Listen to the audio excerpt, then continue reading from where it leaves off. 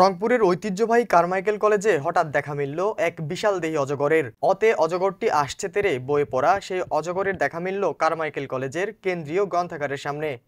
মুহূর্তেই ভিড় জমে যায় শিক্ষার্থী ও স্থানীয় মানুষের। সাপ না মেরে ফেলে তাদেরকে রেস্কিউ করে ভালো হয়েছে। এখন ভালোভাবে ওটার ট্রিটমেন্ট নিয়ে ওটাকে ছেড়ে দেওয়া উচিত।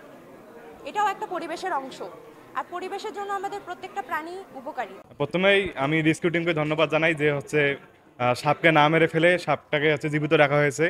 সাপ বস্তুতন্ত্রের অনেক উপকার অনেক উপকারী একটা প্রাণী।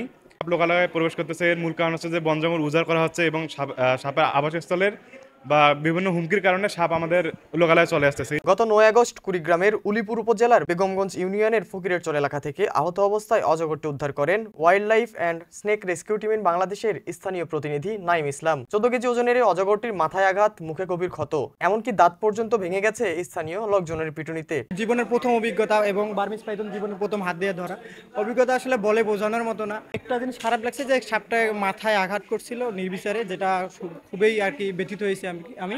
এই অজগরটির প্রধানত মুখে ইনজুর, এই জন্য সে খুবই কি বলে নার্ভাস। এখন আমরা চিকিৎসা দিলাম, সব মিলায়ে ভালোই লাগতেছে। উন্নত চিকিৎসার জন্য রাতেই রংপুরে আনা হয় অজগরটিকে। রংপুর চিড়িয়াখানার জু অফিসার ডাক্তার এইচ.এম. শাহাদাত নিজের ক্লিনিকে দেন জরুরি চিকিৎসা। আজ কারমাইকেল কলেজে ডাক্তারের চিকিৎসাপত্র অনুযায়ী সাপটির ক্ষত ড্রেসিং ও ওষুধ প্রয়োগ করেন সংগঠনটির ভাইস প্রেসিডেন্ট লিজন আহমেদ প্রান্ত। কিছুটা সুস্থ হলে অজগরটিকে হস্তান্তর করা হবে বন বিভাগের কাছে। আর যখন সে পুরোপুরি সেরে উঠবে তখন তাকে ফিরিয়ে দেওয়া হবে নিজের স্বাভাবিক আবাসে। গতকালকে আমাদের নজরে একটি ভিডিও আসে, যে ভিডিওটা আমরা আমাদের উলিপুর প্রতিনিধিকে পাঠাই। উলিপুর প্রতিনিধি নাইম সে যাচাই করে জানতে পারে যে সাপটা এখনো বেঁচে আছে, এই বার্মিজ পাইথন অজগরটা।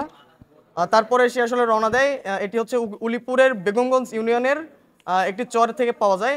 সেখানে স্থানীয় মানুষেরা জালে পায়, চায়না দুয়ারি জালে, সেখান থেকে সাপটাকে ধরার পরে তারা নিয়ে যাওয়ার পরে আসলে উল্লাস করে করে মারতে থাকে। আমাদের রেস্কিউয়ার যখন যায়, রেস্কিউয়ার যাওয়ার পর ওইখানে একজন সেনা সদস্যের সহযোগিতায় সাপটা উদ্ধার করে। যখন জানতে পারি যে সাপটার অবস্থা খুবই খারাপ, সাপ যেহেতু ইনজুর্ড আছে, মাথায় আঘাত আছে, যার কারণে মূলত আমি যাই গতকাল রাতে রাতে যাওয়ার পরে আমরা নিয়ে আসার পরে রংপুর চিড়িয়াখানার যে জু অফিসার ভেট শাহাদত আঙ্কেল, ওনার কাছে নিয়ে যায়, ওনার প্রাইভেট চেম্বারে।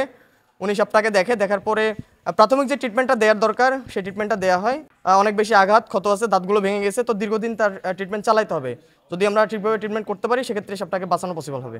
Wild life and snake rescue team Bangladesh সারা দেশ জুড়ে সাপসহ বিভিন্ন বন্যপ্রাণী উদ্ধার, চিকিৎসা এবং অবমুক্তির কাজ করে যাচ্ছে। জীববৈচিত্র্য সংরক্ষণে রেখে যাচ্ছে অনন্য এক অবদান।